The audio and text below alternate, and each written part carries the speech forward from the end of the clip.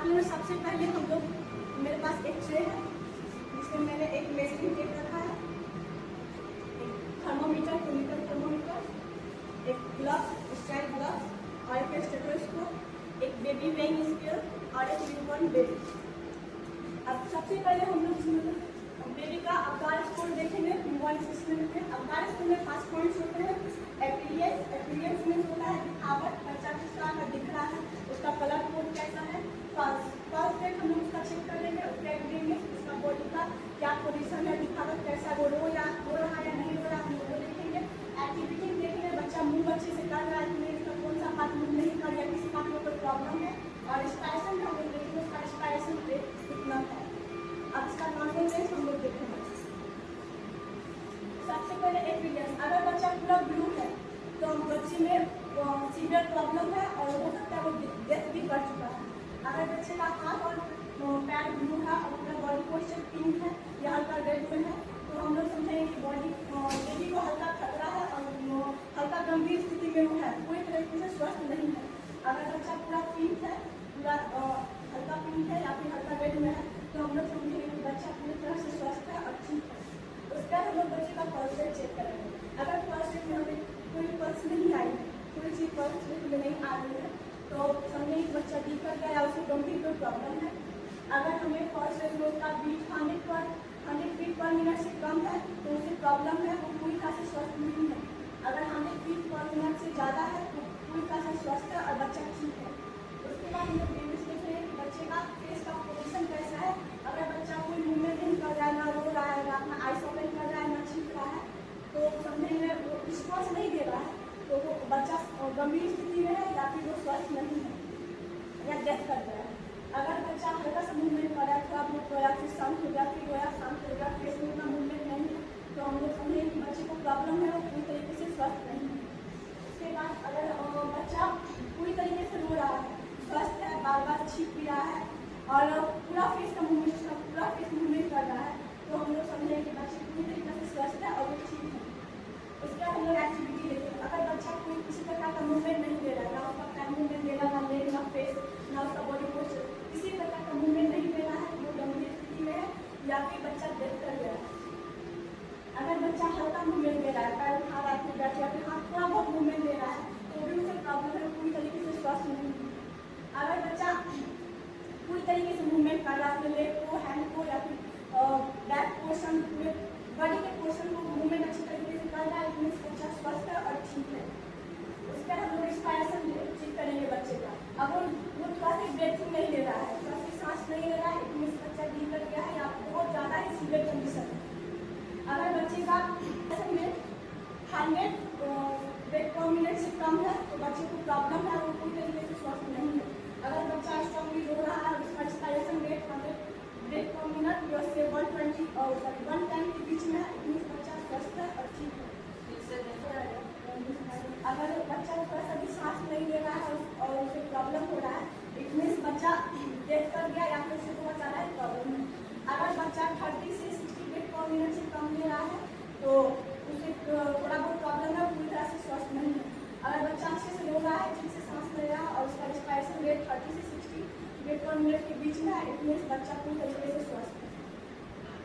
Second में हम लोग उसका फिजिकल एग्जामिनेशन करेंगे। सबसे पहले उसका वेट करेंगे हम लोग। अगर बच्चे का वेट 2.5 kg से 3.3 kg के बीच में है तो बच्चा स्वस्थ है, ठीक है। अगर उससे कम में है तो बच्चा स्वस्थ है, ठीक नहीं है, उससे ज़्यादा है वो भी प्रॉब्लम है। उसके बाद बच्चे का लेंथ चेक करेंगे।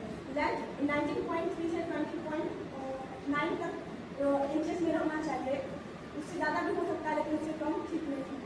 उसके बाद हेड सर्कमफेरेंस लगेंगे। हेड सर्कमफेरेंस चेक करने के सबसे पहले हमें स्ट्राइप ब्रश पहनना होगा। सबसे पहले मशीन रख के स्ट्राइप ब्रश पहनना होगा। टिकट को ओपन करेंगे और बेबी अगर कैप या कुछ चीज़ सर पे ढका हुआ तो उस चीज़ को हटाएंगे।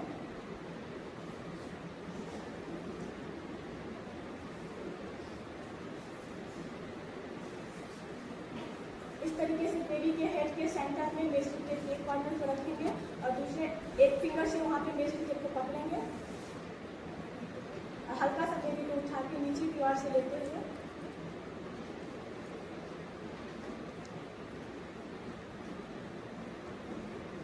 इस तरीके से चेक करेंगे। अगर बेबी का हेड सर्कमफेरेंस 35 से 37 सेंटीमीटर के बीच में है तो ठीक है, अगर उससे ज़्यादा है तो वो भी प्रॉब्लम है, और उससे कम है तो वो भी प्रॉब्लम है। चेक करने के बाद वापस बेबी को कोई क्लॉथ पहना हुआ या कैप पहना हुआ है तो उसको पहना देंगे।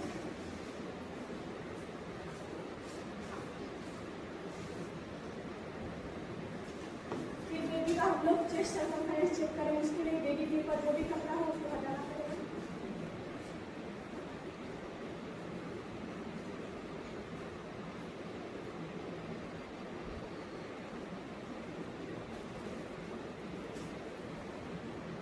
जिस तरीके से हम लोग चेस्ट सर्कमफेरेंस किए थे उसी तरीके से बेबी के चेस्ट के सेंटर में हम हाथ में बेसिंग टेप को पकड़ेंगे।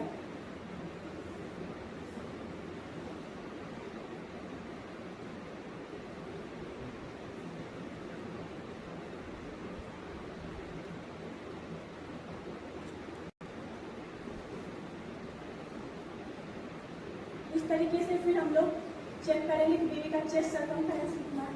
बेबी का चेस्ट सर्कमफेरेंस 30 से 33 सेंटीमीटर के बीच में आना चाहिए, तो वो नॉर्मल रहता है। चेक करने के बाद बेबी को आरामदायक स्थिति में लेटा के और जो भी वो क्लॉथ पहना है उसको उसे ढक देंगे ताकि उसे ठंड या गर्म का महसूस ना हो, नॉर्मल टेम्परेचर में वो मेंटेन कर। उसके बाद फिर हम लोग उसका वाइटल साइन लेंगे। वाइटल साइन चेक करने के लिए सबसे पहले हमारे पास एक थर्मोमीटर होना चाहिए। क्लिनिकल थर्मोमीटर है, ऑरल वाला बर्तन है।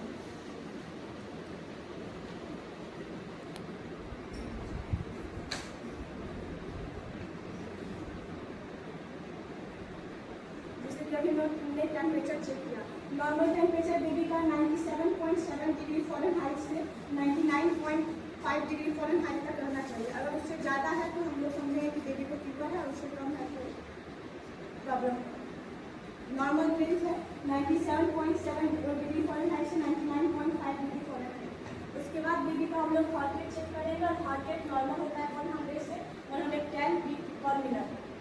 उसके बाद फिर रिस्पायरेशन रेट हम लोग कान में चेक किए थे, रिस्पायरेशन रेट चेक करेंगे 30 से 60 बीट पर मिनट। उसके बाद हम लोग बेबी का रिफ्लेक्शन देखेंगे। रूटिंग रिफ्लेक्स देखें जिसमें शिशु के गाल या मुंह को सहलाने से शिशु उस तरफ देखता है, वो रिफ्लेक्स देखेंगे जिसको हम लोग रूटिंग रिफ्लेक्स कहते हैं। उसके बाद हम लोग सकिंग रिफ्लेक्स देखेंगे कि शिशु के ऊपरी लिप्स को टच करने में शिशु जो होता है उस फिंगर्स को या जिस चीज़ से हम लोग टच कर उसको चूसने लगता है। उसके बाद हम लोग मोरो रिफ्लेक्स देखेंगे, इसमें हाथ पैर फैलाने और रोने फिर अंगों का वापस अंदर खींचने से शामिल है।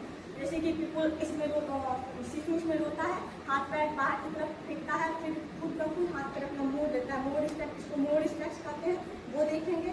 फिर हम लोग ग्रैप रिफ्लेक्स देखेंगे, इसमें वे अपनी हथेली से रखी वस्तुएं जैसे अंगुली को पकड़ता है। अगर शिशु के पास हम लोग किसी भी चीज़ को देते हैं, जैसे अपने अंगुली देते हैं उसे खिलाने के लिए, तो बच्चा उस चीज़ को पकड़ने की कोशिश करता है, इसको हम लोग ग्रैप रिफ्लेक्स कहते हैं। अब हम लोग जनरल ऑब्जर्वेशन करेंगे, बच्चे का इसमें कलर देखेंगे कि पिंक है ब्लू। अगर पिंक है तो नॉर्मल है, ब्लू है इसमें वो डेंजर का साइन होता है। हो सकता है बेबी को कोई किसी प्रकार का प्रॉब्लम हो, या फिर हो सकता है बेबी बिखर गया हो। उसके बाद देखेंगे बच्चा अच्छी तरीके से रो रहा है या नहीं रो रहा है, उसका पोस्चर देखेंगे वो अच्छी तरीके से खेल रहा है, उसका बॉडी मूवमेंट कर रहा है, और उसका एक्टिविटी लेवल देखेंगे। जिस तरीके से हम लोग खिलाने के लिए किसी भी प्रकार का एक्टिविटी कर रहे हैं उसका वो रिप्लाई दे रहा है या नहीं दे रहा है। इस सब के बाद हम लोग उसका हेड टू टू एग्जामिनेशन करेंगे। हेड टू टू एग्जामिनेशन में सबसे पहले हम लोग हेड से स्टार्ट करेंगे। बच्चे का हेड का शेप और साइज देखेंगे नॉर्मल है या नहीं है। उसके बाद देखेंगे कि बच्चे के हेड में किसी भी प्रकार का सूजन है, वो हम लोग फिंगर की मदद से चेक करेंगे उसके हेड में किसी प्रकार का सूजन भी है। उसके बाद हम लोग उसका आइस का एग्जामिनेशन करेंगे, आइस में किसी प्रकार का रेडनेस भी है या फिर किसी प्रकार का डिस्चार्ज भी रिलीज हो रहा है। उसके बाद हम लोग ईयर को एग्जामिनेशन करेंगे, ईयर में उसका शेप देखेंगे, और अगर हम लोग कुछ बच्चे रिस्पॉन्स करके बच्चे को बोल रहे हैं वो उसे सुन रहा है या उसके अंदर सुनने की क्षमता है या नहीं, हम लोग वो देखेंगे, और उसका रिस्पॉन्स देता है या नहीं वो देखेंगे। उसके बाद हम लोग उसके नाक का एग्जामिनेशन करेंगे, शिशु के नाक से उसे सांस लेने में प्रॉब्लम भी हो रही है, हम लोग ये एग्जामिनेशन करेंगे। उसके बाद हम लोग उसके माउथ का एग्जामिन करेंगे। माउथ में हम लोग देखेंगे उसका चेक पैलेट, जैसे किसी भी शिशु को शिशु जन्मजात दोष की है या नहीं वो देखेंगे, उसके अंदर शक्ति रिफ्लेक्स है कि नहीं, मतलब उसके अंदर चूसने की क्षमता है या नहीं वो देखेंगे। उसके बाद हम लोग उसका नेक एग्जामिन करेंगे। नेक एग्जामिन करने में हम ये देखेंगे कि शिशु अपना अच्छे से मूवमेंट कर पा रहा है या नहीं हेड का, और उसके हेड में किसी प्रकार का स्वेलिंग भी है, सूजन भी है। उसके बाद हम लोग उसका चेस्ट का एग्जामिन करेंगे। चेस्ट के एग्जामिन में हम लोग उसका चेस्ट सर्कमफेरेंस लेंगे, वो सांस अच्छे से ले पा रहा है नहीं वो एग्जामिन करेंगे। उसके चेस्ट में किसी भी प्रकार का रैशेस भी है वो भी एग्जामिन करेंगे। अब हम लोग उसका शिशु का एब्डोमेन एग्जामिनेशन करेंगे, मतलब पेट का एग्जामिन करेंगे। उसका पेट राउंड शेप में है या नहीं, सॉफ्ट है या नहीं। कई बार ऐसा भी होता है कि बच्चे को दूध पिलाने से उसके पेट में गैस बन जाता है, जिस कारण से बच्चे का पेट टाइट रहता है। इसलिए सबसे इम्पोर्टेंट है कि हम लोग शिशु का पेट एग्जामिन करेंगे। उसका अम्लाइकल कॉर्ड का कंडीशन कैसा है, वो ठीक है या नहीं है, उससे किसी भी प्रकार का फ्लूइड भी बाहर निकल रहा है वो भी हम लोग देखेंगे। उसके बाद हम लोग उसका जेनिटल एरिया का एग्जामिन करेंगे, वो नॉर्मल है या नहीं है, उसमें किसी भी प्रकार का असमानता भी हमें दिख रही है। कई बार बच्चों में देखा गया है कि किसी भी प्रकार का जेनिटल एरिया उसके पार्ट नहीं रहता है, जैसे एनएस किसी बच्चे में नहीं रहता है। उसके बाद हम लोग उसका लिम्स एग्जामिन करेंगे। लिम्स में उसका मूवमेंट देखेंगे, उसके हाथ और पैर का मूवमेंट देखेंगे अच्छी तरीके से है नहीं। उसका बच्चों में जन्मजात रोग बहुत सारे बच्चों में देखा गया है, किसी बच्चे में 1 फिंगर नहीं है, किसी बच्चे में 6 फिंगर्स होते हैं। तो सारा चीज़ हम लोग उसकी एग्जामिन करेंगे। उसके नंबर ऑफ फिंगर्स कितने हैं, नंबर ऑफ टोज कितने हैं। उसके बाद हम लोग लास्ट में उसका स्किन एग्जामिन करेंगे, उसका स्किन का कलर, उसके स्किन में किसी प्रकार का बर्थ मार्क भी है और रैशेस भी है, तो वो भी हम लोग नोट करेंगे। और ये सब कुछ एग्जामिन करने के बाद हम लोग एक डायरी में सारा कुछ नोट करेंगे।